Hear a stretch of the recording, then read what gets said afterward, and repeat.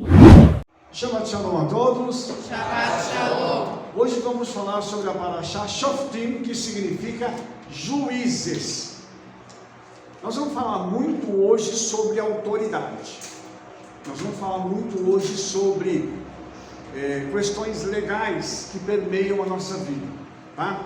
Então, a primeira coisa que nós vamos tocar agora é na questão das formas como o Senhor quer que o homem administre a terra.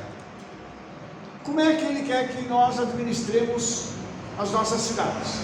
Com juízes e oficiais. Está escrito assim: juízes e oficiais porás em todas as tuas portas que o Eterno teu Criador te der entre as tuas tribos. Tá? Deuteronômio 16, do 18 ao 20. Para que julguem o povo com juízo e justiça. Irmãos, por que o Eterno estabeleceu isso para Israel? Alguém sabe dizer o motivo?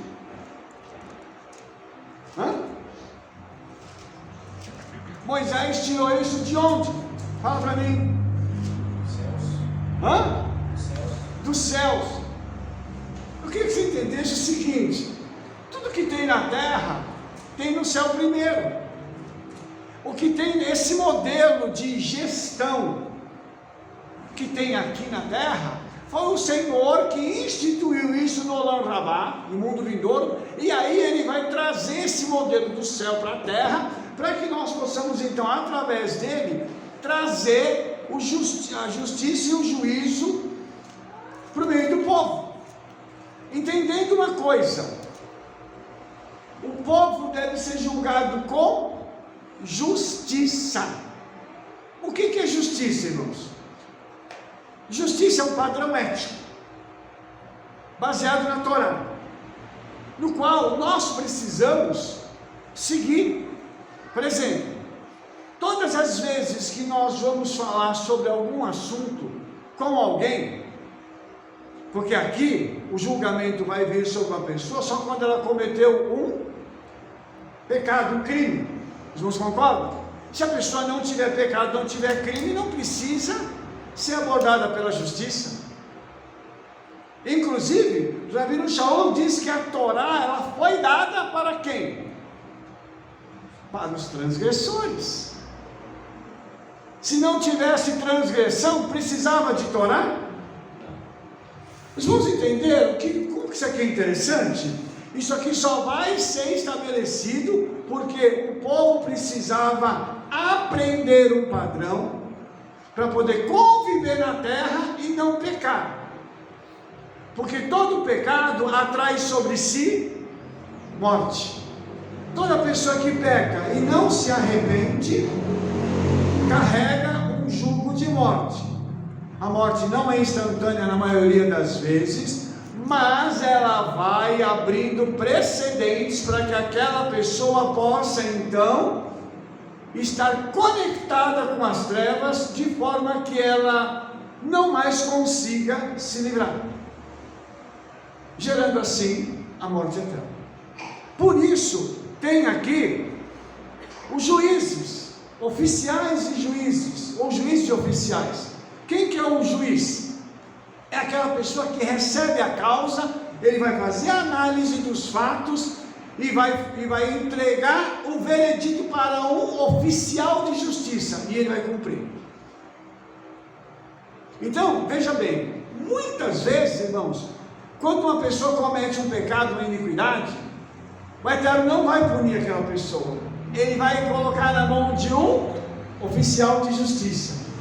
E na maioria das vezes o oficial de justiça é um demônio.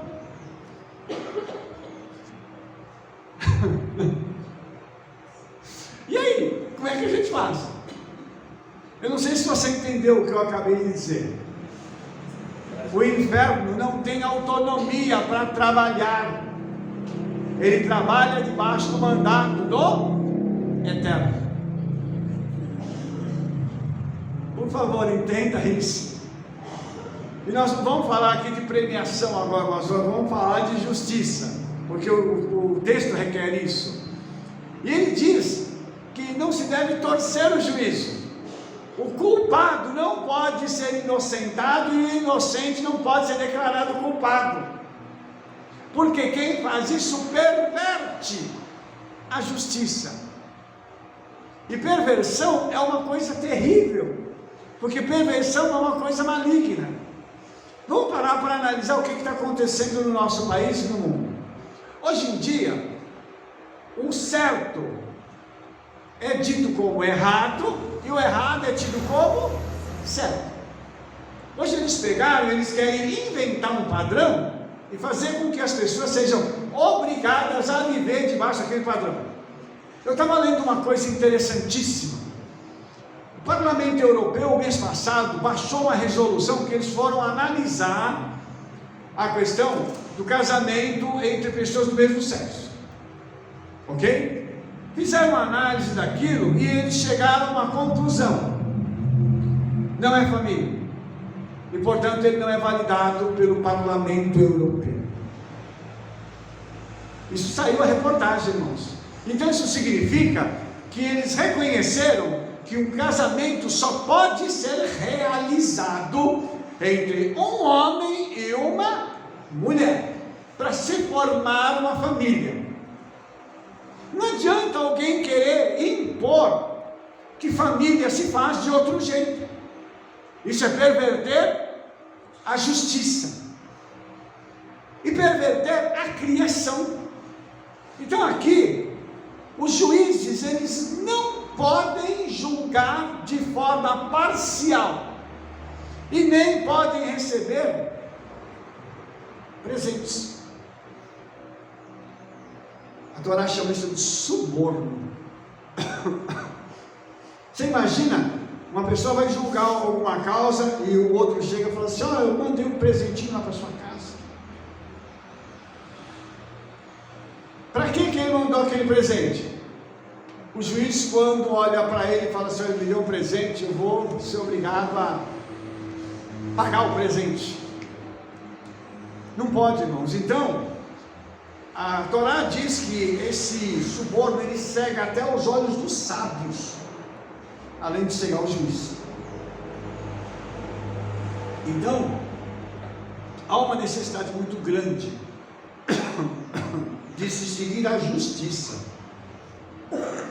Quando a gente segue a justiça, a gente tem uma promessa aqui, está escrito assim: para que vivas. Irmãos, todo mundo que é justo tem atrelado consigo vida eterna. E vida, ela é muito mais do que a vida eterna, ela é vida aqui também, é saúde. Todo justo tem boa saúde. O justo não vai ter enfermidade? Vai, mas ele não vai viver enfermo o resto da vida. Outra coisa, vai possuir em herança a terra que o Eterno te dá. Então, essas promessas estão ligadas aos justos, a quem faz com que a justiça e o juízo seja proclamado. Rabino, eu não sou nem juiz e nem oficial de justiça, mas muitas vezes nós temos que exercer juízo e justiça dentro da nossa casa, na família, às vezes aqui dentro da congregação. E aí, irmãos, nossa, hoje está legal, hein? Hoje está uma bênção isso aqui. E aí, qual deve ser a nossa postura? A gente tem que ser justo com todo mundo. E aí, irmãos, o juiz, ele não vai agradar todo mundo. Vai ter gente que não vai ficar feliz com o veredito. E muitas vezes, irmãos, quando a gente fala alguma coisa e uma pessoa não gosta, o que a pessoa faz? Por que ela vai embora? Porque ela não gostou do veredito que foi dado sobre a vida dela, para poder se corrigir. Hoje em dia tem tanta igreja, tanta congregação por aí, que é mais fácil a pessoa ir embora para outro lugar do que querer viver ali e se consertar. Nós temos padrões na Torá que nós temos que seguir. E outra coisa, o que Salomão diz sobre repreender o sábio? Salomão diz assim: repreende o sábio e ele te amará. Mas quando você repreende o tolo, ele te odeia. É simples assim. Isso é Torá, irmãos, isso é a palavra do Eterno. Então, nós temos que entender o seguinte: eu estou aqui vivendo uma vida que eu preciso de restauração. Todos nós precisamos. Eu estou servindo a Yeshua há 45 anos. Eu ainda preciso de restauração. Eu ainda preciso ser curado em algumas coisas. Ninguém está 100% aqui pronto. Mas a gente está no processo de restauração. Só que, quando eu ouço alguém puxar minha orelha e falar assim: Rabino, você está precisando disso assim, assim, eu falo, verdade. Eu preciso disso aqui. Eu tenho que ser sábio e dizer assim: eu preciso me consertar nesta área. Eu não posso querer fugir do problema e maquiar o problema. Porque isso é coisa de criança, irmãos. O que uma criança faz quando você repreende ela? Faz birra. E de vez em quando chora.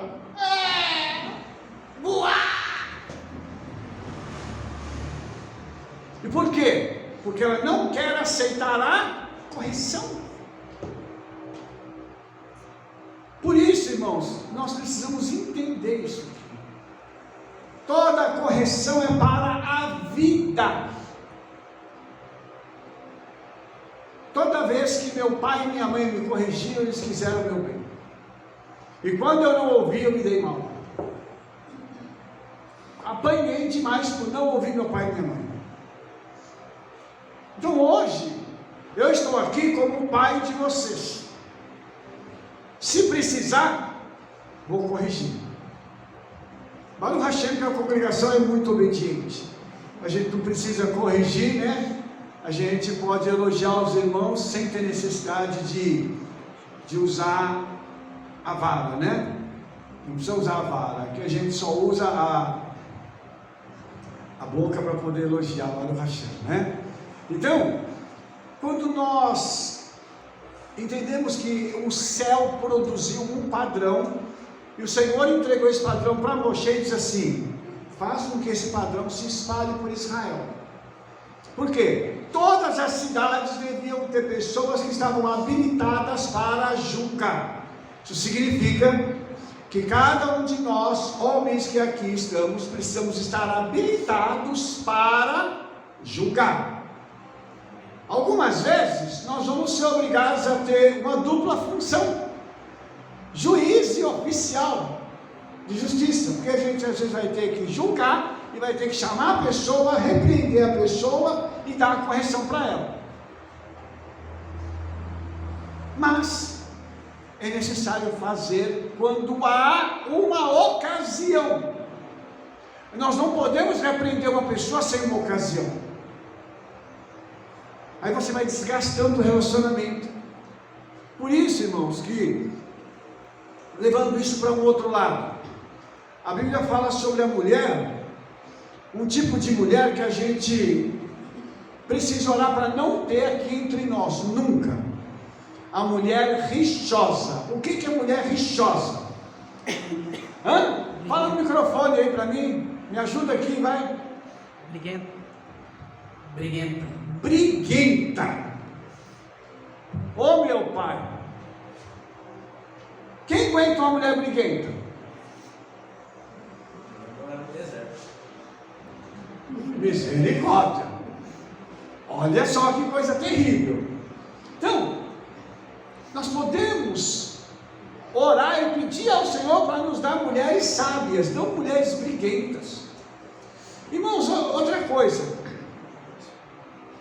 ninguém precisa brigar para resolver um problema. É só sentar e conversar. Lógico que os dois lados precisam ficar com a orelhinha atenta para poder ouvir e aceitar. Isso é óbvio, eu estou falando tanto do homem quanto da mulher. Por isso, julgamento, ele só pode ser feito quando há ocasião para tal. Se não houver ocasião, não briga não. Ah, mas porque o meu marido quebrou um copo. Ah, porque a minha mulher fez isso. Ela não limpou bem a casa. Você não está contente com a sua mulher se ela não conseguiu limpar bem a casa? Pega o paninho, vai lá e limpa atrás. E fala para ela assim: amor, você deve ter esquecido isso aqui, porque você está muito cansado. Eu vou te ajudar aqui, tá bom? Para ficar melhor. Esse é um homem sábio que faz isso. Por quê? Porque nós temos mulheres virtuosas. Ninguém quer perder a mulher. Vocês estão vendo que não houve manifestação aqui. Agora o povo riu, vocês estão vendo, né? Eita, Senhor da glória. Yeshua é bom, né? Mas ninguém quer perder a mulher aqui. Com certeza todas as mulheres aqui são lindas, maravilhosas. E ninguém quer aqui ficar viúvo, né? Misericórdia. Vamos pedir ao Senhor que continue nos dando mulheres virtuosas. Vamos agora dar um salto para Deuteronômio capítulo 17. Vamos falar o que deve ser sacrificado ao Senhor, tá? Não sacrificarás ao Eterno teu Criador boi ou gado miúdo em que haja defeito ou alguma coisa má, pois abominação é ao Eterno teu Criador. Os irmãos ouviram o que eu li? Abominação. Uau! Isso significa que quando eu faço uma coisa ao Senhor, quando eu vou entregar algo a Ele, se eu entrego uma coisa ruim, eu estou cometendo uma abominação. Ai, ai, ai. E agora? Misericórdia. E o que significa isso? Os irmãos se lembram que tinham dois tipos de ofertas básicas. Uma para perdão de pecados e outra para a gente poder se alegrar com a oferta. Ambas eram levadas ao altar do Senhor. E a pergunta é: todas as vezes que eu vou ao altar do Senhor, eu estou levando um sacrifício puro, um sacrifício limpo ou um sacrifício abominável? Porque está dizendo aqui: não pode sacrificar ao Eterno alguma coisa em que haja defeito ou coisa má. O que eu estou trazendo para o altar do Eterno? Isso aqui é muito interessante, irmãos, porque isso aqui está ligado a um tipo de situação que pode gerar pena de morte. Rabino, misericórdia. Não. Toda abominação na Bíblia é horrível, é toebá essa palavra, e é coisa abominável, coisa detestável. Deixa eu falar uma coisa para vocês aqui, só entre nós. Para o Eterno detestar alguma coisa, é porque o negócio é sério. Fala no microfone, por favor. Fala no microfone. Oh, meu Senhor. Idolatria é abominação. Homossexualismo é abominação. Que estão ligados É a... a mesma palavra dessa. Então, está ligado à pena de morte, não é verdade, Rebeca? Misericórdia, irmãos. Vocês estão entendendo a gravidade disso que nós estamos tratando aqui? Então, quando for para o altar do Senhor, não pode qualquer coisa, até a kavaná, que é a intenção de coração, tem que ser correta. Então, como é que a gente vai para o altar do Senhor? Rabino Shaul ensinou isso. Lá no livro de 2 Coríntios, ele diz assim: Elohim ama ao que dá com tristeza, com raiva, não, eu preciso, eu tenho que cumprir minha obrigação em dar. Não é isso? Não. Essa interpretação é paraguaia? Chinesa? Misericórdia, piorou. Irmãos, a palavra diz que o Eterno ama quem dá com alegria. Tem que ter kavaná, você tem que falar assim: eu estou dando pela minha emuná, eu estou fazendo isso porque eu tenho certeza que eu estou cumprindo uma mitzvah, eu estou fazendo algo para o Senhor.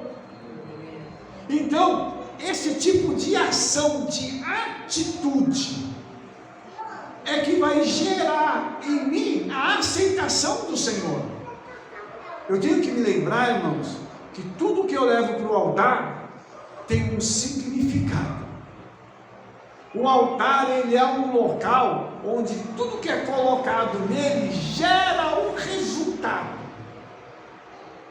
Os irmãos se lembram que a Torá fala que quando os sacrifícios eram queimados, o Eterno sentiu um cheiro agradável, perfume. Fala para mim uma coisa: gado queimado cheira bem? Hã? Não. E como é que o Eterno sentiu o perfume? Você pode me explicar? De onde vem o perfume? Hã? A intenção, a kavaná. O Eterno sentiu o cheiro e falava assim: aquele meu servo fez um sacrifício a mim com a intenção, com a kavaná correta. Eu sinto o cheiro da kavaná dele.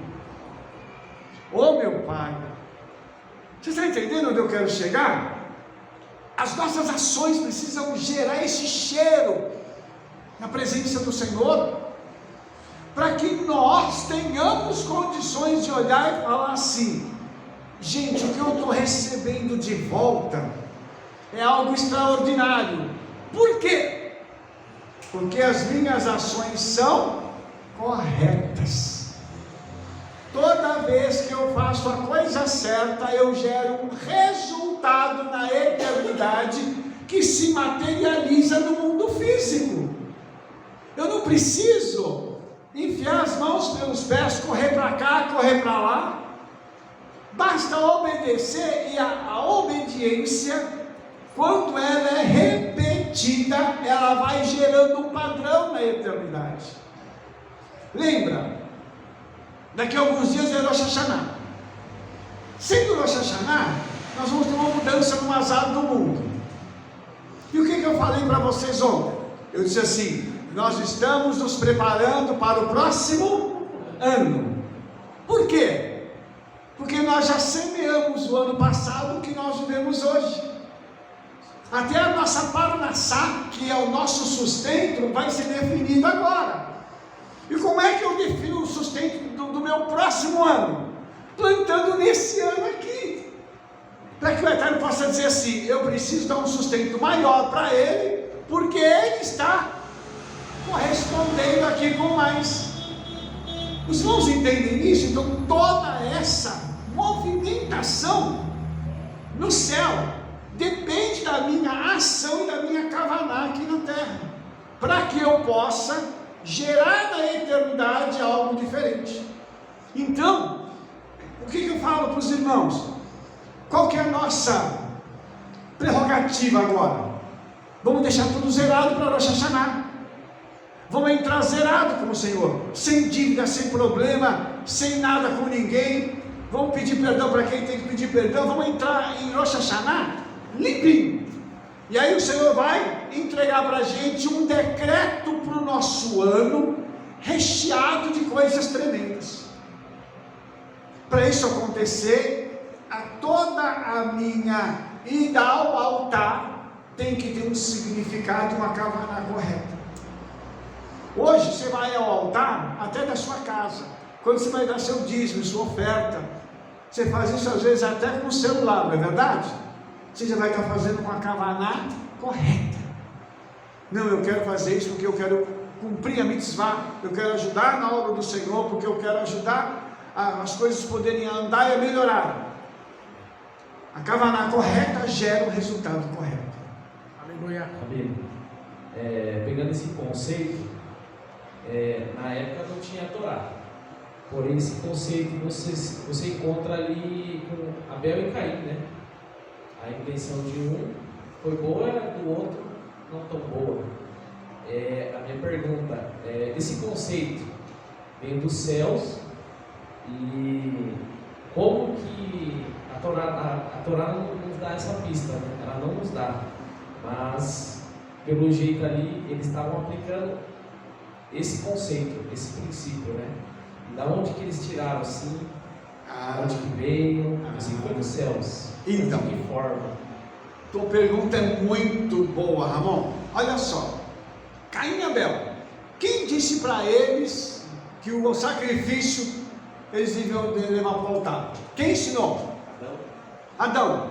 Adão aprendeu de quem? Do Eterno. Se ele aprende do Senhor, ele aprendeu como ele devia levar o sacrifício, ele passou para os filhos. Desde o começo eles já sabiam, porém, quando Abel levou, ele levou com a kavaná correta. Ele levou um tipo de sacrifício correto. Ninguém leva para um sacrifício verdura, fruta e legumes. Isso não tem sangue. Você vai colocar no altar o que tem sangue, porque sangue é vida. Isso significa que o que eu coloco no altar é parte da minha vida. Eu estou entregando parte da minha vida para que a minha vida retorne para mim de uma outra forma. Como Caim entregou um sacrifício errado e o Senhor não se agradou, ele falou assim: ué, mas por que o seu ele aceita e o meu não? Qual deve ter sido a resposta? Eu estou fazendo certo, irmão. Faz você certo também, que o resultado virá. Não aceitou o juízo do irmão. Exatamente. Ele não aceitou que o irmão estava correto e ele errado. Rabino, o próprio Eterno falou, né, para Caim: por que está lá? Se você não conseguir o nosso irmão, você vai ser aceito. Exatamente. Irmãos, entenda uma coisa. Caim é o estereótipo do quê? Do crente carnal. Rabino Shaul fala dessa pessoa. Ele não aceita os ditames da Torá. Ele não aceita que ele tem que viver uma vida de renúncia. Ele quer fazer a coisa do jeito dele. Pode? Você podia falar um pouquinho sobre a palavra corban, que é aproximar-se, né? Fala um pouquinho sobre essa palavra, que eu acho que é importante para nós, que está ali naquela... Aqui na nossa caixa de oferta está escrito Maaser e Corban, dízimo e oferta. O que é Corban? Corban vem do verbo karab em hebraico, que significa aproximar-se a ponto de chocar-se e se fundir. O que a oferta faz? A oferta me aproxima do Eterno, a ponto de eu me fundir com Ele como se fosse um só. Você fala assim: como assim, Rabino? Como que o dinheiro vai fazer com que eu e o Eterno nos tornemos um? Porque você, quando está entregando uma oferta, como eu te falei, você está entregando parte da sua vida. Não estou falando do dízimo, não, estou falando da oferta agora. Você está entregando uma parte da sua vida que você não é obrigado a entregar. Mas por amor você vai lá e entrega. O que você está fazendo? Está havendo uma fusão daquilo que você tem com os desejos do Eterno. Quando você faz isso, o Eterno olha e diz assim: toma nota que eu preciso devolver para ele. Como assim precisa devolver? Rebece fala uma frase: o Eterno não fica devendo nada para ninguém. Então ele devolve para a gente como? Em benefícios que nós precisamos aqui na terra. Por quê? Pela nossa obediência. É simples, irmão. Não tem mágica, não tem matemática melhor do que essa. A medida nossa, ela é assim: eu estou dando uma oferta de X. Aí o Senhor, quando Ele vai dar a contrapartida, a medida dele é sacudida, recalcada e transbordante. Quanto é isso a mais daquilo que eu e você damos de oferta? A gente não tem a conta, porque ela nunca para. Os irmãos entenderam? Então esse retorno que vem dos céus, quando a gente faz a coisa certa aqui, é algo extraordinário. Se não é abominação, é bênção. E quando é bênção, isso traz para a gente poder, para que eu seja próspero, bem sucedido e fecundo. Ou seja, vem unção sobre a minha vida, vem sucesso sobre a minha vida e vem fecundidade sobre a minha vida. 3 coisas.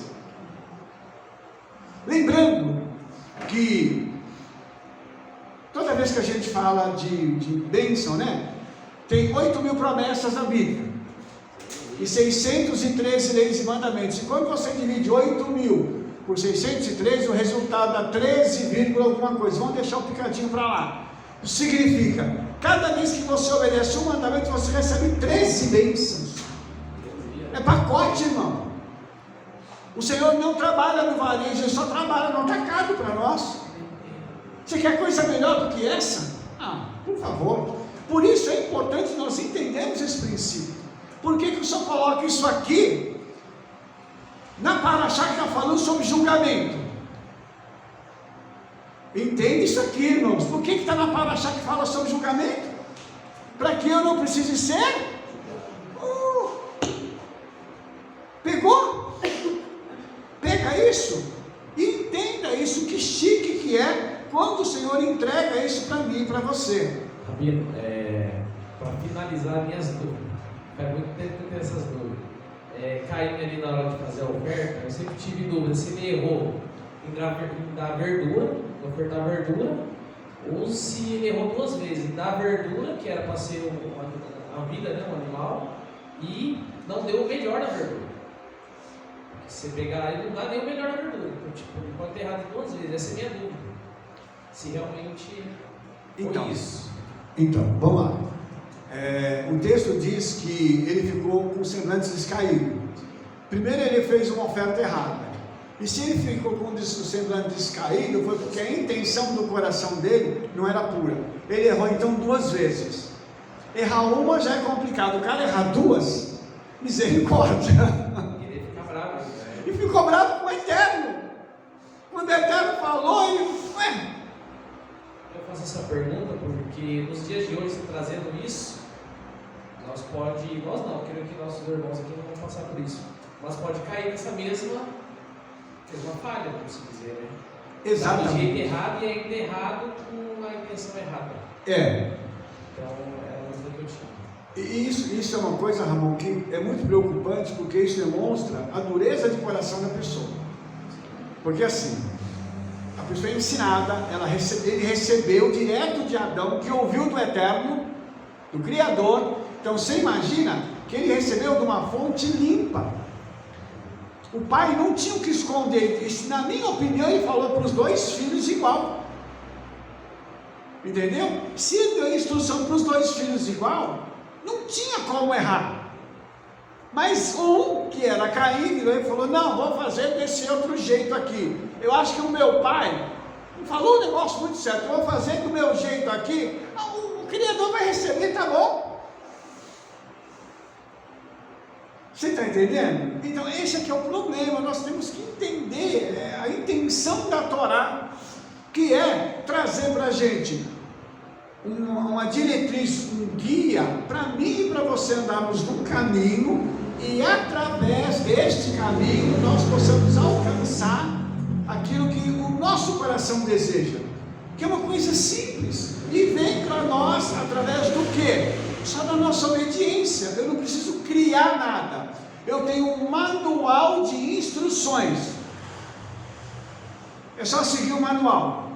Qual que é o nosso problema do brasileiro? Nós não gostamos de ler manual de instrução. Eu não sei você, quando a gente compra alguma coisa lá em casa, antes de instalar, a gente sempre lê o manual para não fazer besteira. Se for uma coisa elétrica, então misericórdia, tem que ler de verdade, porque se você apertar o botão errado ou deixar de fazer alguma coisa, queima. E aí, com mau uso, a garantia não cobre. Então, tudo isso, irmãos, nós temos que parar para pensar.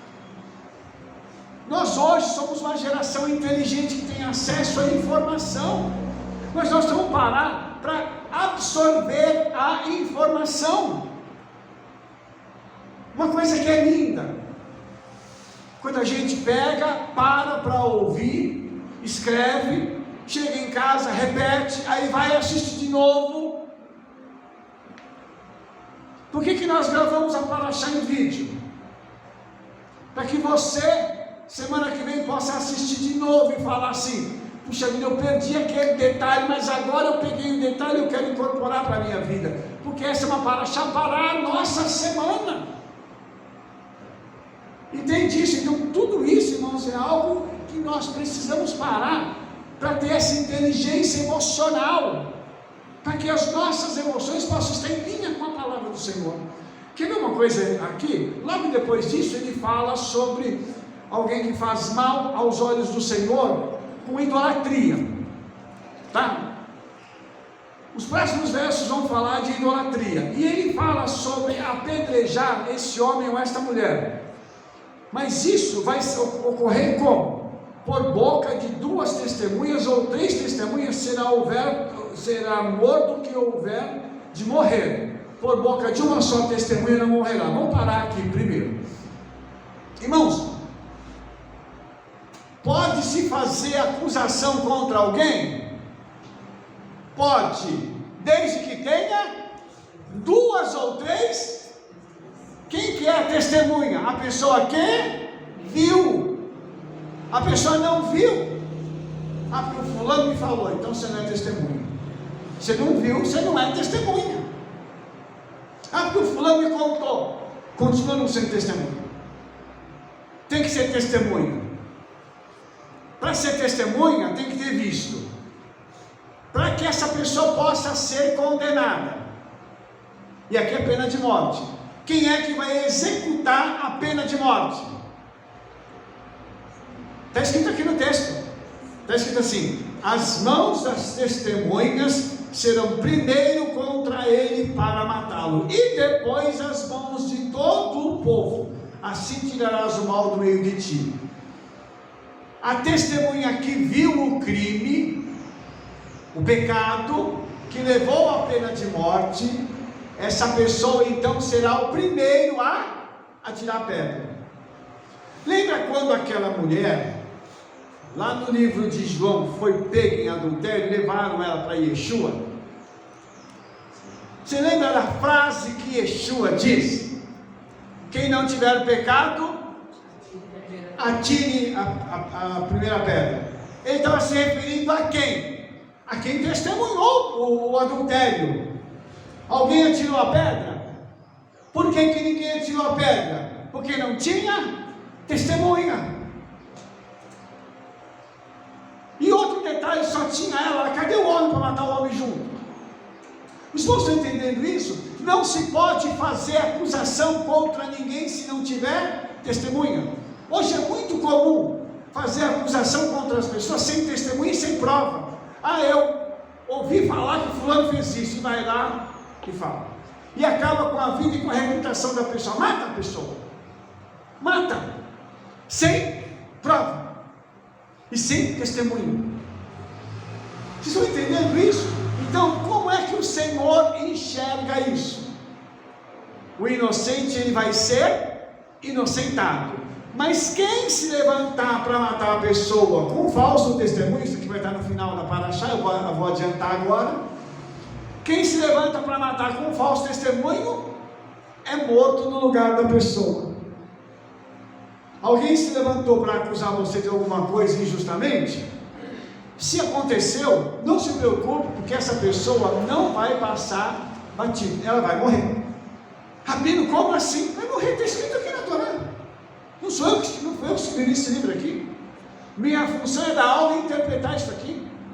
Essa pessoa vai morrer, irmãos. Ela primeiro morre espiritualmente, depois vão vir as consequências para ela morrer fisicamente. E se não se arrepender, vai para o inferno. Lembrei de Ramã agora. Exatamente, Ramã e Purim. Não deu nem tempo, né? De se arrepender. Então, mas não deu tempo porque ele também não quis saber, né? Ele levanta uma questão contra os judeus por ódio. Isso foi ódio gratuito. Ele levanta uma questão contra os judeus, faz o decreto e começa a gerar desconforto no coração dos judeus. Você imagina você viver com um decreto por 11 meses dizendo o seguinte: daqui a 11 meses você vai morrer e você não tem para onde fugir. Você imagina uma coisa dessa? Tem uma pena de morte para você. Estou dizendo assim para você, misericórdia, não, né? Para uma pessoa, eu estou retirando essa palavra, isso não é contra ele, não é contra alguém. Tem uma pena de morte com data marcada e a pessoa não tem para onde fugir. Veja bem que coisa terrível é essa. Então, ele fez isso e criou algo no coração dos judeus, um pavor. Quem é que morreu? Ele e os 10 filhos. Quero que vocês prestem atenção nisso, isso é muito interessante. O que ele tentou fazer com o povo de Israel, o Senhor fez com ele e com a família dele. Ele quis pagar para subornar o rei, para poder fazer o decreto. Todo o dinheiro dele veio para quem? Para Mordecai e para Israel. Pensa, olha que coisa linda que é essa. Por isso, não é para brincar com as coisas do Senhor. Nós damos muita importância aqui à palavra, as coisas que são faladas, sabe? Então, a gente precisa ter cuidado quanto a isso aqui, tá? Só continuando aqui, nós vamos continuar a falar sobre julgamento aqui, que eu quero chegar numa outra questão aqui. Deuteronômio 17, do 8 ao 13, quando alguma coisa te for difícil demais em juízo, entre sangue e sangue, entre demanda e demanda, entre ferida e ferida, em questões de litígio das tuas portas, então te levantarás e subirás ao lugar que escolher o Eterno, teu Criador, e virás aos sacerdotes e levitas, e aos juízes que houver naqueles dias, e inquirirás e te anunciarão a sentença. Aqui, irmãos, tem casos e casos. Quando um caso era muito sério e os juízes não conseguiam resolver, eles levavam para Jerusalém. Para quem? Para o Sinédrio. Lá no Sinédrio, eles então davam a sentença e diziam assim: vai lá e executa. Se a pessoa não executasse aquela sentença, ela morreria por não obedecer a ordem dada pelo seu superior. Você já ouviu dizer que a ordem de juiz tem que ser cumprida? Está na nossa lei. O juiz ordenou, cumpra-se. Não é assim no Brasil, principalmente com gente rica, com gente que tem dinheiro. Não é assim. O juiz decretou, eles colocam habeas corpus lá e se viram. Mas não é assim no Brasil, não. Mas aqui, o pessoal, se não cumprisse a ordem do juiz, morria. Por quê? Porque o Senhor precisa trazer julgamento para que aquele mal saia de Israel. Então, além da pessoa que está condenada ter que morrer, se quem recebeu a ordem não fizesse cumprir a ordem, morreria também. Para quê? Para que houvesse justiça em Israel. Imagina se isso acontecesse aqui no Brasil nos nossos dias. Quanta gente nós íamos ver aí morrendo, né? Quantas coisas a gente ia ver sendo colocadas no lugar. Por quê? Porque juízes dando sentenças erradas e outros não cumprindo as sentenças que precisam ser cumpridas. Misericórdia. Então, você colocaria uma ordem, e isso o Senhor enxergaria a nação de uma outra forma.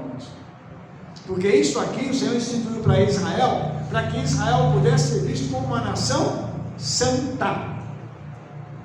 Se você entender isso, tem que haver santidade. Não dá para a gente pegar e querer fazer a coisa de qualquer jeito e achar que o Senhor vai aceitar tudo aquilo que nós fazemos, né? Os padrões de justiça do Eterno são muito altos, e nós precisamos entender a Torá para praticar os padrões do Eterno. Tem alguma pergunta, irmãos? Porque eu vou mudar de assunto. Nada? Vamos falar de rei? Tá? Deuteronômio 17, do 14 ao 20, vem falando sobre o rei. Que Israel tem o direito sim de ter um rei. Entendeu? Mas que esse homem primeiro tem que ser judeu. Ele não pode ser um rei estrangeiro para reinar sobre Israel. Segunda coisa é que esse homem, ele tem que andar dentro de um padrão. Entendeu? Ele não pode ter muitos cavalos. Ele não pode voltar para o Egito para comprar cavalos. Ele não pode ter muitas mulheres. Ele não pode ter muita prata, muito ouro. Não pode ser muito rico. Entendeu? Por quê? Porque se isso acontecer, ele pode ficar soberbo. Vamos aplicar isso nos dias de hoje? Como é que a gente aplica nos dias de hoje? Um milionário, ele se sente como? Como um rei, no direito de fazer o que ele quer. Tem muitos exemplos no mundo, nós não precisamos citar aqui, mas tem muitos exemplos no mundo. Gente que por causa do dinheiro acha que ele é todo poderoso. Enquanto nós temos homens que são bilionários, e você olha, você não dá um tostão para ele. Se você não conhecer, ele vai chegar perto de você, conversar com você, e você não vai saber quem ele é. Você vai falar assim, poxa, fiz um amigo ali e tal, o nome dele é fulano. Mas você sabia que aquele cara é bilionário? Não, me dê até o telefone dele, que eu vou conversar com ele depois. Verdade? Não, o cara é bilionário, né? Mas não parece não. Tá de tênis, uma calça jeans, uma camisa básica, um relógio lá meio fuleirinho. Quem é rico não ostenta, porque riqueza você não precisa mostrar. Agora, quem é pobre precisa mostrar que ele se acha rico. Ele tem que mostrar que ele se acha rico. Sabe aquelas pessoas que entram com aquele colarzão, aquelas pulseiras? Oh, meu pai, que bênção! Tem que mostrar que eu sou rico, eu tenho dinheiro. Aí ele compra uma calça, uma bolsa de marca lá, né? Um tênis que custa 3 mil reais, 5 mil reais, para mostrar que ele tem dinheiro. E o rico está usando um tênis de 50 reais. Tudo isso, irmãos, passa por uma questão chamada soberba. O rei não pode ser soberbo. Um servo do Eterno não pode ser soberbo. Daqui a pouco você não está te dando dinheiro, daqui a pouco você está te dando sucesso, daqui a pouco você está comprando casa nova, carro novo, fazenda, avião e não sei o que tem. Continue humilde. Continue acessível a todo mundo. Por que, irmãos? Porque a gente não pode deixar subir só o coração. Eu já falei para vocês aqui, eu vou repetir. O que é dinheiro? É ferramenta para a gente servir a Yeshua, mas nada. Ninguém vai levar dinheiro para a eternidade. Não tem onde gastar, não tem shopping, não tem supermercado, não tem nada disso, não tem onde gastar. Deixa o dinheiro aqui.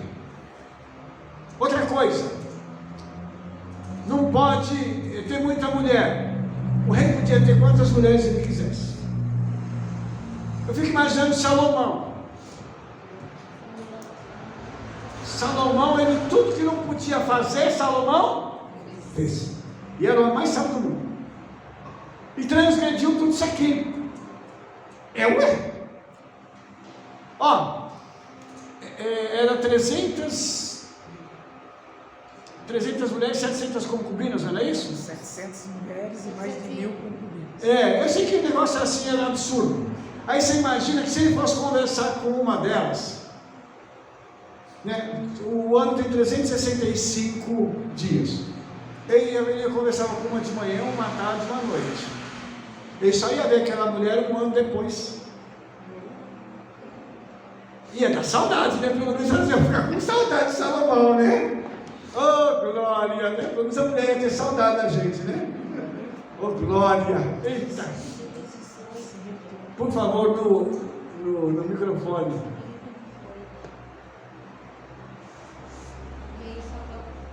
O rei só poderia ter 18 mulheres.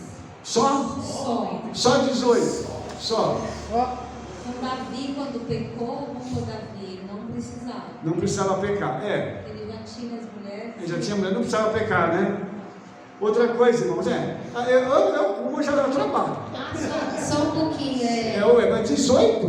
Ninguém aguenta. Salomão transgrediu porque ele mandava buscar cavalo no Egito. Sim. Uma coisa que o Eterno não falou que não podia, né? Porque senão o coração do povo ia querer voltar para o Egito. Né?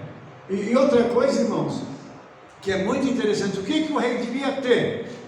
Ele tinha que ter um exemplar da Torá para ler a Torá todo dia.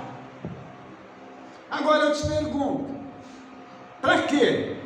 Para aprender a temer o Eterno. Ele só aprendia a temer o Eterno lendo a Torá. O rei. Está entendendo? Então nós precisamos ler a Torá quando? Todo dia. Até porque para você ir para Paraxá, você tem que ter lido a Torá, né? Todo mundo aqui leu a Torá antes de ir para Paraxá, né? Aleluia. Aleluia mesmo. É que vocês não estão vendo aqui, senão, né? Deixa para lá. Pois não. Rabino, você tocou no assunto de Salomão. Com toda a sabedoria ele fez essas coisas. A minha pergunta é, essa sabedoria dele era voltada para algo específico, que era governar Israel? Porque se você parar para analisar, fazer tudo o que ele fez, transmitir a Torá, eu não vejo tanta sabedoria nisso. Me desculpe, Salomão, né? Mas eu creio que a sabedoria que ele pediu foi voltada para algo específico, né? Sim, vamos lá então. A sabedoria dele era específica? Não, ele tinha sabedoria em tudo que você pode imaginar. Porém, quando uma pessoa chega no ponto dela ter muito conhecimento e ela ser, como é que eu vou te dizer, reconhecida, ter muito reconhecimento, o que ocorre com ela?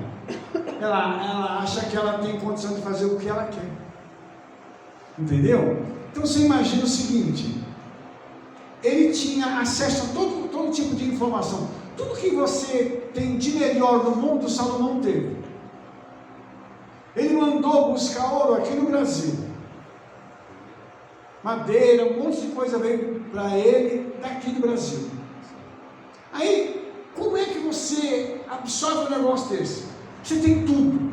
Você é o cara que sabe tudo. Você chega diante das pessoas, as pessoas olham e falam assim: nossa, você é o cara. O que aconteceu com o coraçãozinho? Eu sou rei da cocada preta, da branca, também da goiabada, da marmelada e de tudo, mas até de chocolate eu sou rei. Então, subiu ao coração. Ele perdeu a intimidade com a sabedoria?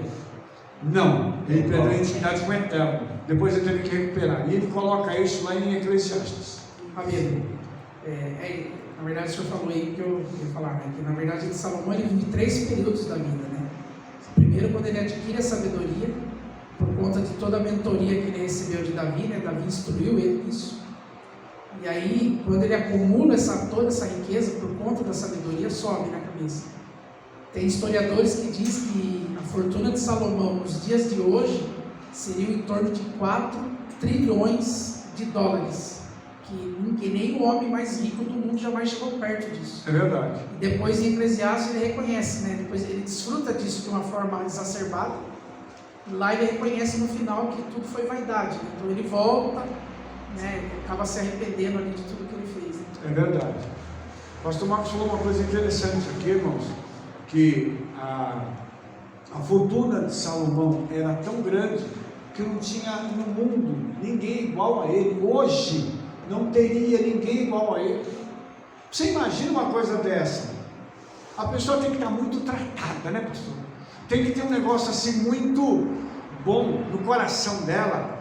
Ela tem que ter muito temor do Eterno para não fazer uma besteira dessa. E ele fez. Casou com mulher estrangeira e tudo. Por isso que o Senhor fala assim, que o nosso coração tem que ser entregue a Ele. E irmãos, todo dia nós temos que entregar nosso coração para Yeshua. O livro de Provérbios diz: filho meu, dá-me o teu coração. Para que a gente dá o coração? Porque você entrega sentimento, emoção, você entrega tudo. Pensamento, você fala assim: Senhor, está aqui na tua mão tudo isso. Por quê, irmãos? Porque à medida que a coisa vai andando e o Senhor vai abençoando e a gente vai se sentindo mais tranquilo, mais feliz, como é que a gente diz? Você vai tendo conforto. Você vai falando assim: puxa, eu estou bem, né? Agora eu tenho condição de viajar, agora eu tenho condição de fazer isso, eu tenho condição de fazer aquilo. E a gente começa a chegar num ponto em que começa a ficar perigoso. E aí tem um mistério. Por que o Senhor não dá riqueza para todo mundo? Porque a gente não sabe administrar dinheiro. Nós não sabemos. Entendeu? Como eu disse para você, o homem que aprende que dinheiro é igual a ferramenta, e ele trabalha com isso diuturnamente, ele faz isso acontecer diuturnamente, para ele não interessa. Ele dá 10, ele dá 100, ele dá 1000, ele dá 10 mil, ele dá 1 milhão, para ele é tudo igual, porque ele entende o valor do dinheiro. Mas quando o cara não entende, ele fala assim, não, peraí, eu não posso dar uma oferta de 100 mil reais, como que eu vou dar uma oferta de 100 mil reais? Entendeu? Você ganhou 1 milhão, você ganhou 2 milhões, você deu um dízimo de 100 mil e uma oferta de 100 mil, qual que é o problema? Não, mas 100 mil é muito dinheiro. Para quem que é muito dinheiro 100 mil? Lembrando, irmãos, você não precisa de dinheiro, ele precisa da nossa obediência. E aí é que está o segredo. Os homens mais ricos do mundo, judeus, eles não têm problema com dinheiro. Para eles dinheiro não vale nada, tanto que eles dão, e é muito dinheiro. Então, o nosso querido Silvio, né, Silvio Santos, ele dava dinheiro todo domingo no programa dele. Quem quer dinheiro? O que ele está fazendo? Ele estava dando oferta para as pessoas. Por que ele foi sempre uma pessoa rica, de sucesso? Ele fazia diante das câmeras de televisão, tzedakah, dava oferta para as pessoas, atos de justiça. Você acha que o Eterno não viu isso, não? Quando tentaram, quando administraram mal o banco dele, o banco estava indo à bancarrota, ele falou assim, traz de volta para mim que eu vou resolver o problema. Várias empresas dele administradas por outras pessoas começaram a dar problema, ele falou, traz para mim que eu vou resolver. E ele falou assim, eu vou colocar como garantia a rede de televisão que eu tenho e tudo que eu tenho, eu vou pagar vocês. Ele foi, saldou as dívidas e equalizou tudo. Como é que na mão dele funcionava? Por quê? É um cara justo. Vocês estão entendendo? Então dinheiro, irmãos, eu tenho que saber o que fazer. Tem hora que o senhor vai falar assim, dá X. Ah, mas senhor, isso aqui é dinheiro para me pagar as minhas contas. Não interessa se é para pagar a conta. O senhor não mandou dar? Vai lá e faz. Como é que o senhor diz isso, Rabino? Com a boca. Porque eu tenho autoridade para falar, porque nós vivemos isso. Quantas vezes o senhor diz para a gente assim, pega o dinheiro para pagar as contas e dá para fulano de tal. Eu olhava para a Rebeca e falava assim, amor, o senhor está falando uma coisa, ela falou, já sei, é para dar o dinheiro, né? Das contas. Então entrega. Vamos dar. Como assim? Vamos dar. Nunca deixamos de pagar uma conta. Nunca fomos envergonhados. Nunca ninguém foi bater na nossa porta. Oficial de justiça, nada. Nunca ficamos devendo nada para ninguém. Porque nós sempre fomos obedientes. Mas tem hora que o Senhor pede mais do que a gente pode dar. Porque Ele quer testar o que está dentro do nosso coração. Ele fez isso com Israel. Ele fez isso com Abraão. Ele chegou e falou assim, você vai dar uma coisa para mim. Você vai me dar seu filho. Você vai colocar ele, matar ele em sacrifício para mim.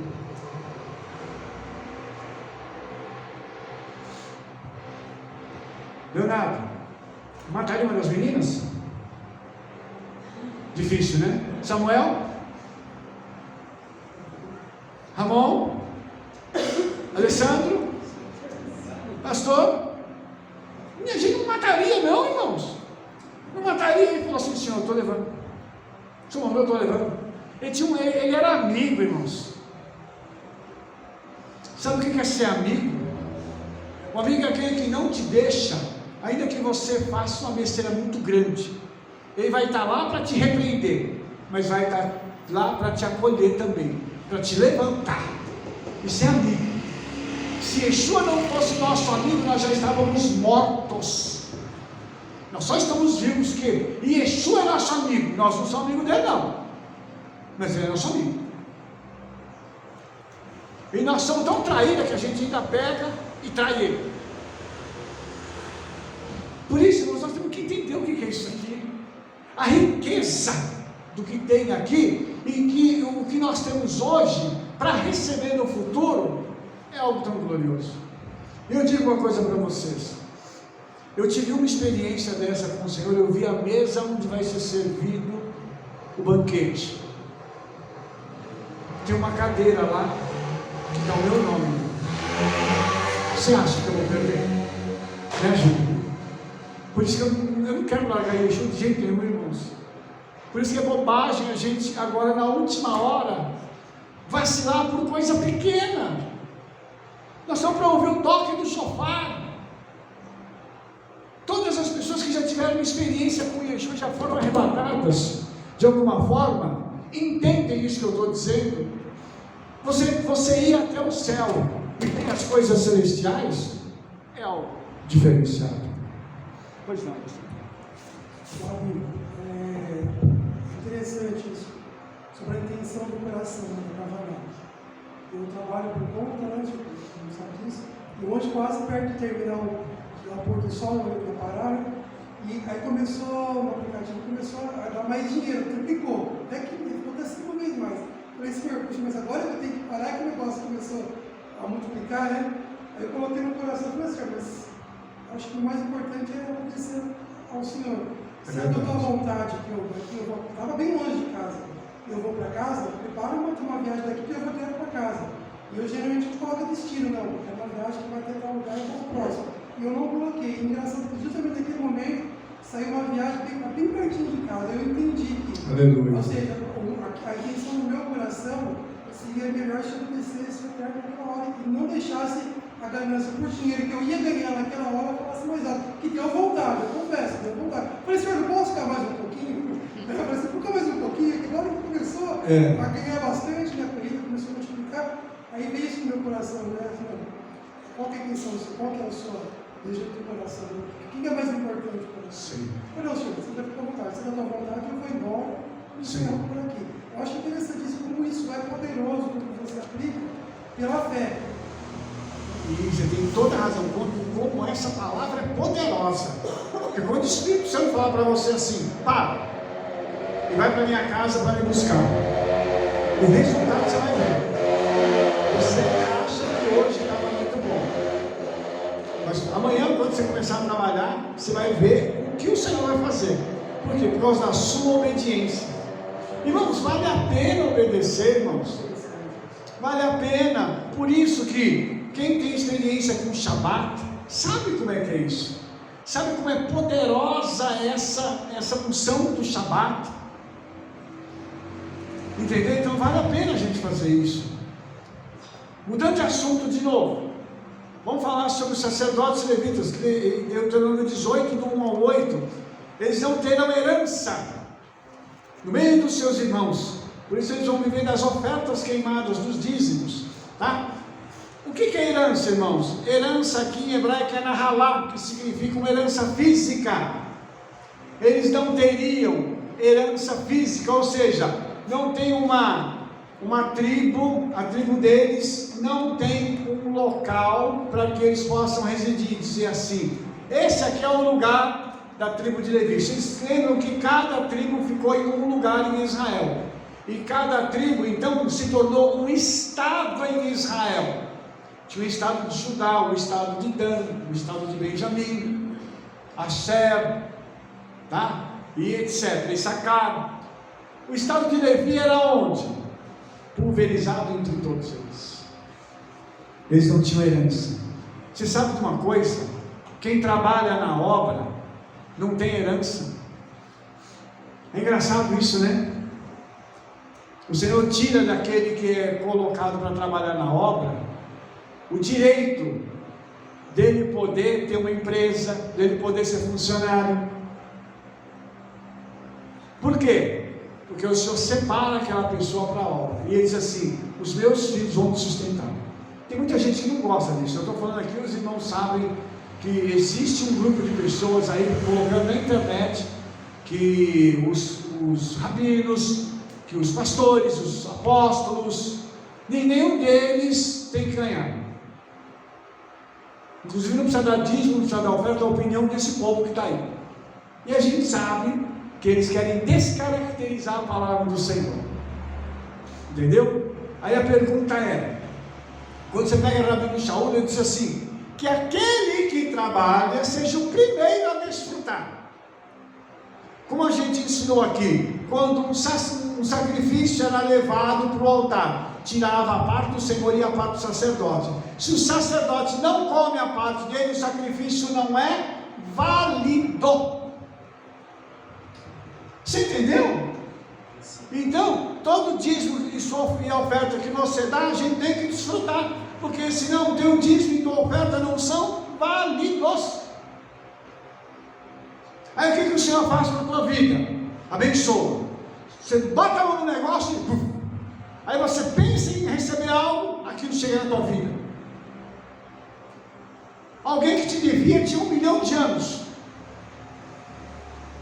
Aí a pessoa vem e fala assim: eu vim pagar você. Por quê? Porque você está fazendo a coisa certa. Irmãos, o Senhor vai atrás disso. Nós tivemos várias experiências disso, irmãos, de coisa que a gente achou que estava perdida. O Senhor foi lá e trouxe de volta e entregou na nossa mão. E nós temos promessa disso. Então, o que o sacerdote, o levita, fazia? Servia ao Senhor. E quando eles estavam andando por Israel, ensinando, coletando o imposto do templo, chegava no lugar e falava assim: nossa, estou com vontade de comer isso aqui. O que o povo fazia? Preparava aquela comida para eles. Eu queria até falar uma coisa agora, tá? Eu estou falando aqui ao vivo para o pessoal que está nos assistindo. Tem gente aqui na congregação que de vez em quando, né, eu brinco e manifesto vontade de comer algumas coisas e eles me atendem. Então eles estão recebendo também essa bênção hoje aqui multiplicada em nome de Yeshua. Vocês não sabem disso, que às vezes a gente brinca, né? Às vezes a gente brinca com pastel, com doce, com outras coisas aqui, né? Só que está faltando a pizza ainda também, né?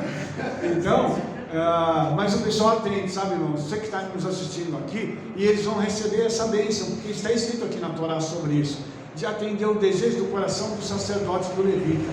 Então isso é bíblico. Isso é bíblico, irmãos. Eu quero mostrar para você que isso aqui está na Torá. Isso não é ensinado em outro lugar. Entendeu? Isso é algo que quando as ovelhas fazem isso para o líder, elas recebem isso numa medida que a gente não tem noção. Então, isso aqui não dá para a gente medir o que vai receber.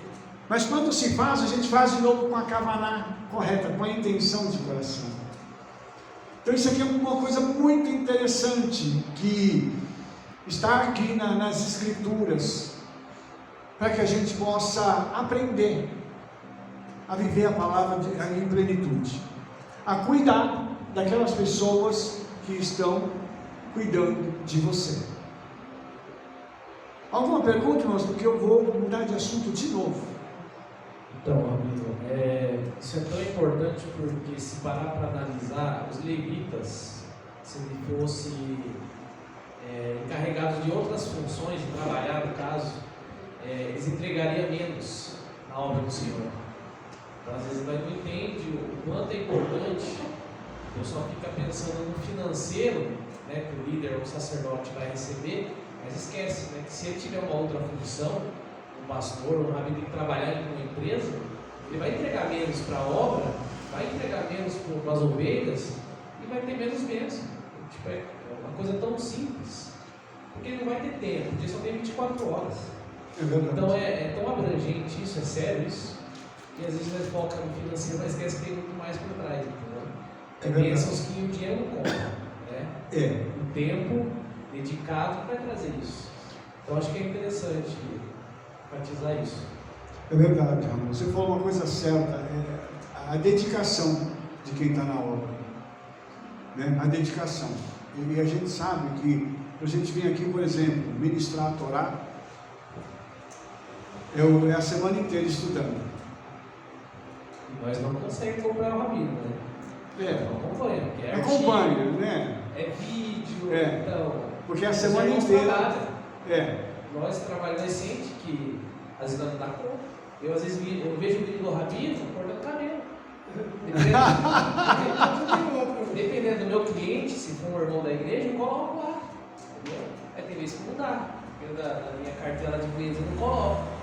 Mas a gestão do tempo é importante. Até para mim poder usufruir do que o rabino traz, às vezes não dá tempo, né? Às vezes é tão ocupado com o trabalho, as coisas de casa, que acaba faltando tempo. Então acho que é muito importante isso. É bem isso, filho, é bem isso, e a gente precisa valorizar esse tipo de coisa, porque assim, há uma dedicação nossa, né? Eu não posso falar dos outros rabinos, dos outros pastores, eu só posso falar de mim. Mas no meu caso, eu estudo entre 6 e 8 horas por dia, fora as traduções que a gente faz, fora o material que a gente publica e os vídeos que a gente grava. Tudo isso tem um preço. E fora que eu atendo vocês ainda. E fora atender vocês, tem outras pessoas que nos acessam que nós atendemos também. Então, no final das contas, né, a gente tem que se virar. E por isso que a Kavaná, vamos voltar a Kavaná, a intenção de coração, como ela é importante. Quando a gente faz a coisa com o coração, a gente faz com prazer, a gente faz com alegria. Nós não reclamamos de fazer isso. Entendeu? Eu creio que os levitas naquela época, os sacerdotes, não reclamavam de poder atender o povo, ajudar o povo, ensinar o povo. Isso é uma bênção para nós. Mas tem que haver a contrapartida. Entendeu? Então, uma coisa que acontecia em Israel é que quando eles iam para as festas, eles levavam presentes para os sacerdotes, para a esposa dos sacerdotes e para os filhos dos sacerdotes. Entendeu? Em reconhecimento ao que eles faziam. Então, isso é uma coisa muito forte, nós temos que resgatar isso. Por exemplo, em Israel, ainda hoje, os alunos ou o pessoal está na sinagoga, e quando o rabino chega, eles demonstram respeito e carinho pelo rabino. O Rosh Yeshiva, né, que é o maioral dentro da Yeshiva, e os alunos estão sentados, quando ele entra, todos os alunos se levantam. É uma forma de mostrar reconhecimento. Então, tudo isso, irmãos, nós vamos resgatar isso. A gente resgatar o respeito pelas pessoas. Eu não estou falando isso para mim só, irmãos. Eu estou falando que você tem uma pessoa que é superior a ti, você tem um chefe, você tem alguém que você preza, você tem pai, você tem mãe. Nós temos que ter um devido respeito a estas autoridades. Porque se a gente não respeita quem nós vemos, como é que nós vamos ter respeito ao Eterno? Como é que nós vamos obedecer ao Hakadosh Baruch Hu? Nós vamos obedecer uma autoridade terrena. Misericórdia.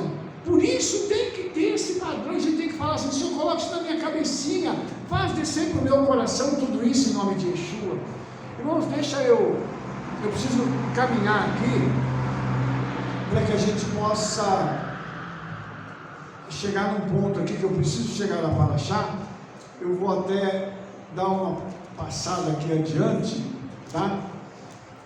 Eu vou falar sobre Deuteronômio 18, do 15 a 22, que eu quero falar sobre o profeta que seria enviado, tá? O Eterno declara que ele levantaria um profeta que seria semelhante a Moshe, tá? E o povo ouviria esse profeta, ok? E quando isso aconteceu, irmãos, nós pegamos a história do Tanakh, que é o Velho Testamento. Qual foi o profeta que o povo ouviu? Nenhum. Jeremias, então, nem se fala. Jeremias, olha que bênção daquele irmão, né? Coitado, quanto ele apanhou, sofreu. O povo abençoado da época de Jeremias, hein? Misericórdia. Gente! E nós temos outros profetas também. Depois chega Yeshua. Yeshua teve uma característica interessante, porque Yeshua, além de ser rabino, ele era profeta. Tudo que ele abriu a boca e falou, se cumpriu e ainda está se cumprindo. Ou seja, a profecia de Yeshua é maior do que a profecia de Moshe. Entendeu? E olha que interessante, está dizendo o seguinte: e será que qualquer que não ouvir as minhas palavras, que ele falar em meu nome, eu o requererei dele? Você se lembra que Yeshua sempre dizia assim: eu venho em nome do meu Pai, eu falo as palavras que eu ouvi do meu Pai. Então, a profecia que foi dada aqui pela boca de Moshe se cumpre em Yeshua. Ainda que os judeus tradicionais não gostem, e o pessoal não goste, mas tudo que Yeshua falou se cumpriu, e está se cumprindo nos nossos dias. Então, essa palavra só encaixa na vida de uma pessoa em toda a história da humanidade, que é Yeshua. Olha só que lindo. Então, o Senhor ainda adverte Moshe para falar sobre um profeta que fosse presunçoso, diferente do verdadeiro profeta. O profeta presunçoso, ele fala as coisas que o Senhor não mandou falar. Hoje nós temos vídeos aí na internet de profeta falando e a pessoa desmentindo ele na cara. Não pode, irmãos. Não pode. Por favor, nós temos que tomar cuidado. O profeta, ele é a boca do Eterno. Ele é a boca do Espírito Santo na terra. Quem diz que é profeta tem que tomar cuidado para abrir a boca. Entendeu? Nós temos que tomar muito cuidado, porque as palavras são carregadas de poder. Então nós não podemos abrir a boca inadvertidamente. Nós criamos com a palavra, nós trazemos à existência as coisas com a palavra. Por quê? Que é tão importante quando um homem de Deus abençoa a vida de outra pessoa ou abençoa um povo. Por que é tão importante? Porque ele cria, ele tira a bênção das regiões celestiais, ele saca a bênção e materializa ela no mundo físico. Os irmãos estão entendendo isso? A importância de se abrir a boca com autoridade quando o Senhor manda e fala. Para quê? Para que se cumpra o que está no coração do Eterno. Então, quando a pessoa fala e não cumpre, você simplesmente não precisa falar mal do profeta, simplesmente diz assim: olha, vou guardar a palavra e deixa para lá. Não precisa falar mal dele. Nós precisamos julgar a profecia. O profeta erra? Erra.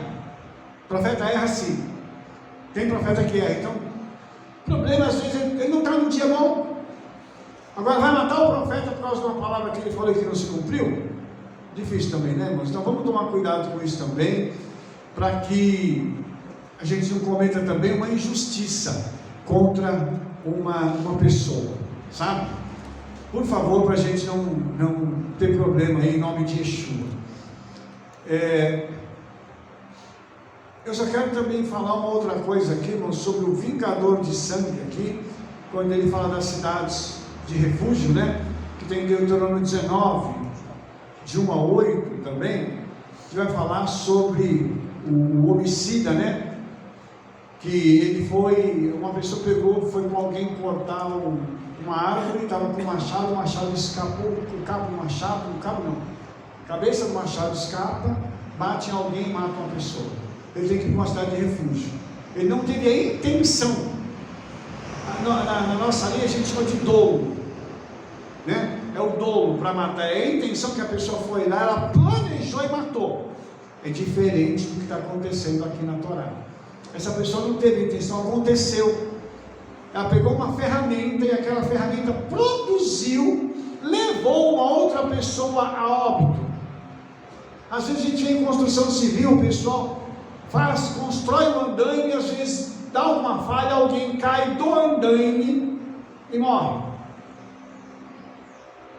Então aquela pessoa que construiu o andaime é culpada da morte do outro. Poderia ir para uma cidade de refúgio para que o vingador de sangue não viesse matar. E pode matar, sem problema algum. E aquilo não é considerado um crime pela Torá. Então, o Senhor falou que era para separar cidades para isso, para que essas pessoas pudessem ficar separadas e não fossem alcançadas pelo vingador de sangue. E tem uma coisa também interessante, que o Senhor, ele, isso não acontece hoje nos nossos dias, né? Porque nós não temos o vingador de sangue, mas o Senhor vinga o sangue do inocente. Quando alguém inocente morre pela mão de um ímpio, de alguém que teve o trabalho de fazer e matar, né?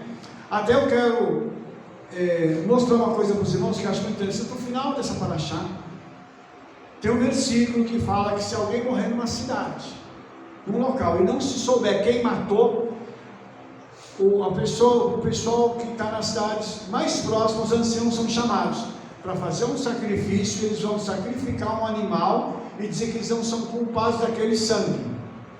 Eles vão fazer um ritual. Está escrito na Torá que eles vão lavar as mãos e dizer: nós não vimos, não presenciamos a morte.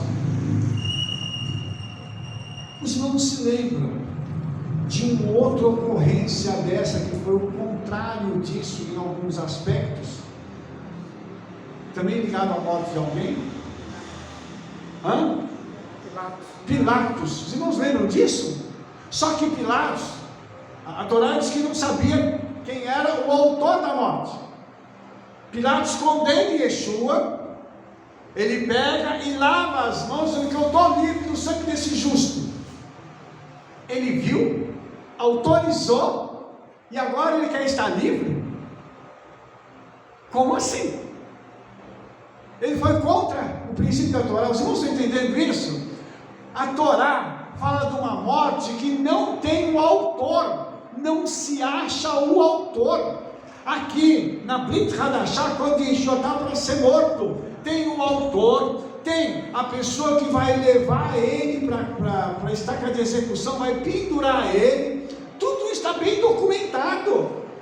Mas Pilatos faz questão de dizer o seguinte: que esse sangue não venha sobre mim, eu estou isento desse sangue.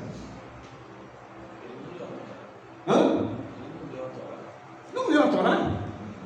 Não, e outra coisa, ele achou que ele pudesse ficar livre da punição. E lembra que a mulher dele tem um sonho, e diz assim: não te mete com esse justo não, você vai ter problema. Tem uma lenda, né, que diz aí que Pilatos até hoje está no inferno, lavando as mãos em sangue e dizendo assim: eu sou culpado da morte do justo. Eu li isso em algum lugar, não me lembro a fonte, só me lembro do fato em si. Entendeu? Você imagina que a Torá já diz que não é para fazer isso. Toda a morte, ela requer remissão. Por isso, irmãos, quando uma morte ocorre e não se tem o autor da morte, e ela não é punida, demônios são liberados para agir naquele lugar. Como é que a gente sabe disso? Por exemplo, se você conhece algum lugar, alguma cidade, onde tem um ponto da cidade que é muito violento, ali tem sangue derramado que não foi remido, ok? Um lugar onde tem acidente de carro, sangue derramado que não foi remido. Lugares onde você vai perceber que existe uma ação demoníaca muito intensa pela falta da remissão de pecado. Os irmãos entenderam isso? Por exemplo, eu estava assistindo um documentário sobre uma prisão abandonada, em que o pessoal foi lá nos Estados Unidos e eles diziam o seguinte: naquela prisão abandonada, a pessoa que tomava conta de lá, o vigia, né? Diz que ele ouvia sons e vozes todas as noites. E eles diziam que tinham fantasmas na prisão. O que está agindo naquela prisão abandonada hoje? Demônios. Os irmãos estão entendendo isso? Então, a Torá, ela dá para a gente essas orientações. Todo derramamento de sangue tem que ser vingado. Quando Caim matou Abel, o que a Torá diz? Em português, vai estar dizendo assim: a voz do sangue do teu irmão clama a mim. Em hebraico está dizendo assim: a voz dos sangues clama a mim. Como assim a voz dos sangues no plural? Quando Caim matou Abel, ele não matou Abel, ele matou Abel e todos aqueles que viriam depois, as gerações futuras dele foram mortas ali. O sangue de todos eles estava clamando ao Eterno. Eles não teriam oportunidade de nascer e vir a esse mundo. Então o sangue deles estava clamando ao Criador pela oportunidade deles que foi tirada de vir ao mundo. Quando uma criança é abortada, o mesmo processo acontece. Quando um jovem morre de forma brutal e estúpida, não teve descendência, se ele era justo, o que aconteceu? A descendência dele que viria foi cortada. Por isso, irmãos, a Torá é tão específica para ensinar estes princípios para nós. Nós estamos falando de batalha espiritual em alto nível aqui. Eu estou mostrando para os irmãos que as almas que deveriam sair do Gan Eden, descer para esse mundo e depois subir de volta, aquelas almas elas são transportadas para um outro lugar diretamente, sem passar pelo nascedouro aqui na terra, para poder ter um corpo físico, por causa desse problema que foi ocorrido. Pois não. Apocalipse 6:10 fala também, né, daqueles mártires que foram mortos, que a alma deles grita, né, exclamando exatamente isso: até quando, Senhor, né, nós vamos aguardar para que o sangue seja remido. E é interessante isso que o pastor está falando, né? Porque no livro do Apocalipse isso está lá escrito: almas clamando por vingança, por causa do sangue derramado. Os irmãos têm ouvido isso? Isso é uma coisa muito séria, irmãos. A Torá já aponta para isso. E tem gente que diz assim: não, isso é história da carochinha. Isso é coisa espiritual, irmãos, que nós temos que entender. Só um minutinho, Rebeca. Isso é uma coisa espiritual que nós temos que entender. Você pega estados do Brasil violentos. Por quê? O alto grau de iniquidade, de derramamento de sangue sem remissão. Aí começa a aparecer tragédia naqueles estados. Por que será que aconteceu isso? Os irmãos lembram do Rio Grande do Sul? Fizeram uma estátua agora lá de Satanás. Irmãos viram isso também, né? Também teve o caso daquela boate, né? Que pegou fogo. Outra, a questão da boate que pegou fogo lá. Agora, a questão da estátua de Satanás. O pessoal está insistindo. Sabe o que vai acontecer? Mais julgamento. Aguarde, Rebeca. Então a gente pode dizer o seguinte, que quando o Eterno destrói uma cidade inteira, é porque o sangue estava clamando e não houve justiça, como Sodoma e Gomorra. Perfeito. O Senhor falou: eu vou descer para ver o que está acontecendo, porque eles estavam gemindo, né? Está clamando, né? Então, por isso que o Senhor é justo, né? Às vezes a pessoa fala: ai, que dó, morreu criança, morreu. Só que a terra está clamando, né? Pelo sangue dos inocentes que foram mortos. E no Rio de Janeiro tem muito isso, né? Muitas vezes as cidades são destruídas. Por quê? Porque a terra está clamando e não tem ninguém. Por exemplo, a pessoa não vai presa, ela acaba ficando solta. Então, não houve olho por olho, dente por dente, medida sobre medida, né? Agora, outro ponto que eu queria colocar. Como nós temos Yeshua, por exemplo, vamos dizer que tem um crime na praça onde perto eu moro, né? Vamos dizer. E ali não teve testemunha nem nada, mas eu como serva do Senhor, eu posso pedir: Senhor, eu quero te pedir perdão por esse sangue que foi derramado aqui, neste lugar. Porque a gente está remindo essa terra de alguma maneira, porque a gente não vai matar o animal, mas como o sangue de Yeshua, a gente pode pedir perdão, porque às vezes a gente vê um acidente na estrada também, né? Às vezes assim acontece alguma coisa, pessoas mortas. Então a gente pode estar passando e dizer: Senhor, perdoa esse sangue inocente que foi derramado aqui. A gente ficar atento para isso, porque como nós somos servos do Senhor, a gente precisa ficar atento para essas coisas. Porque senão a terra vai ficando pedindo e ninguém vem para fazer a remissão. Sim. E o Senhor tem que trazer tragédia para a remissão. É verdade, mas um detalhe aqui, irmãos, cada vez que eu acho que é importante, nós temos que ficar atento para isso.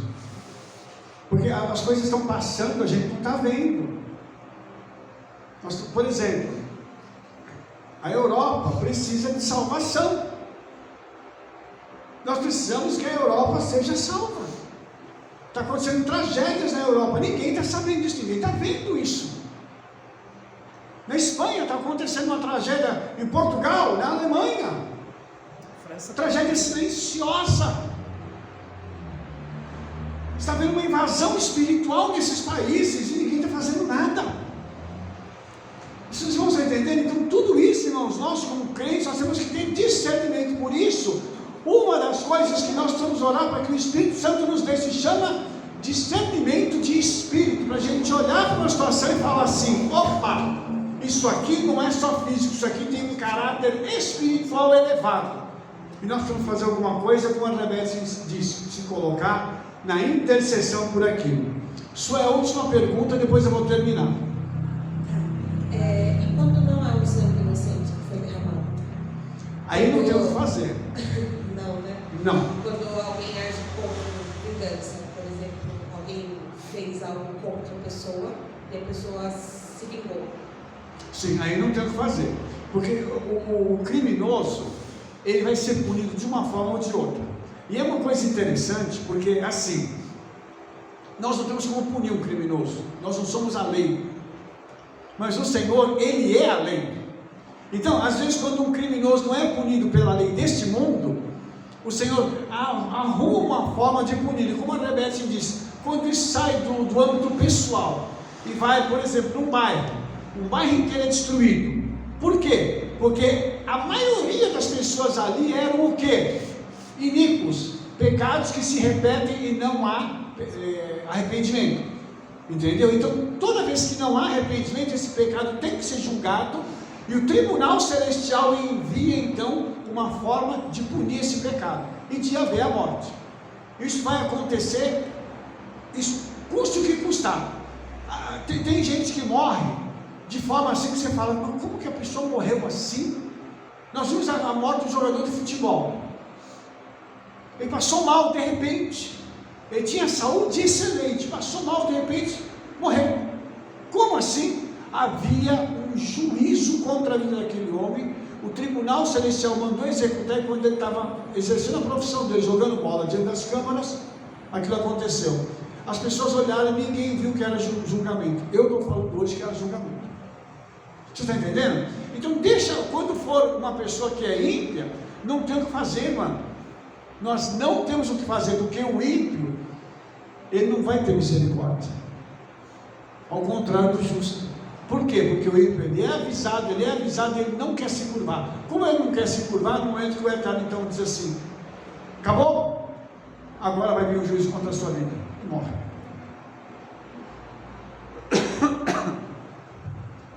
Rabino, o próprio Davi pagou isso, né? Porque quando ele manda Urias lá para o fronte morrer, quando Natan confronta ele, Natan faz uma pergunta, né? O que devia acontecer? Davi fala assim: essa pessoa tinha que ser restituída 4 vezes mais.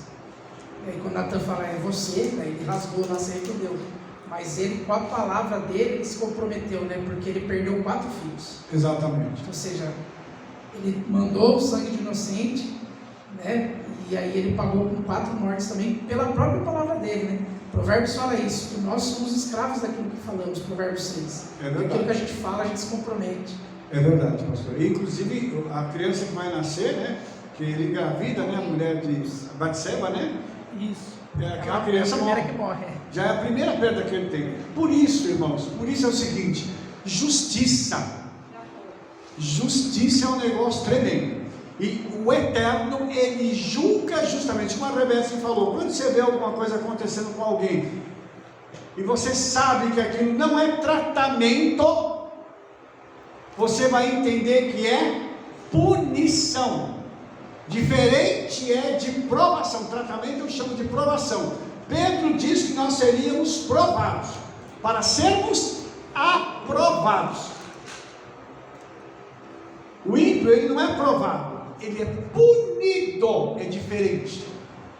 Rabino, tem crente que é punido? Lógico que tem.